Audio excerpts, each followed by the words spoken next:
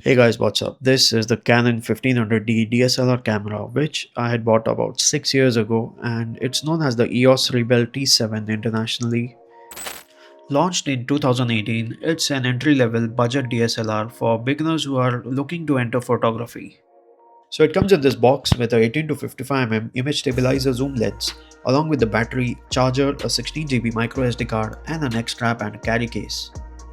While it may look basic by today's standards, it still packs a 24 megapixel APS-C sensor, which is larger than what you'll find in most smartphones. Now, one thing I still like about the 1500D is its ergonomics. The grip is comfortable, the buttons are easy to understand, and if you're coming from a smartphone, it's a great way to learn photography fundamentals. The body is lightweight and easy to carry around. The included kit lens is versatile enough for landscapes, portraits, travel photography, and everyday shooting. Now let's talk about the image quality because that's what really matters. The 24 megapixel APS-C sensor still delivers impressive detail, especially in good lighting conditions. Colors are classic Canon, pleasant, natural, and easy to edit. Dynamic range isn't amazing compared to modern cameras, but for beginners it's more than adequate.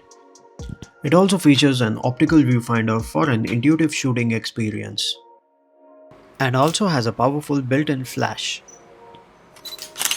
Video is where the camera starts showing its age. You get full HD recording but no 4K and no 3.5 mm microphone input. Also, it does not have autofocus for video, so you have to adjust the focus before you hit record. For casual video recording, it's usable, but if your primary focus is content creation, mirrorless cameras or even smartphones will offer a much better experience.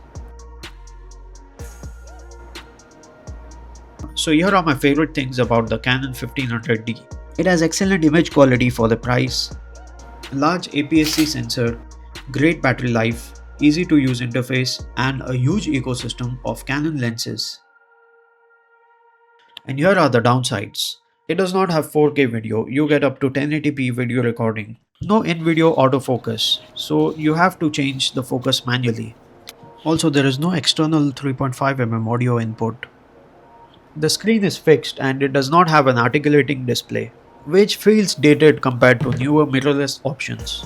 Also, there is no USB-C charging, so you have to manually remove the battery and place it in the charger every time.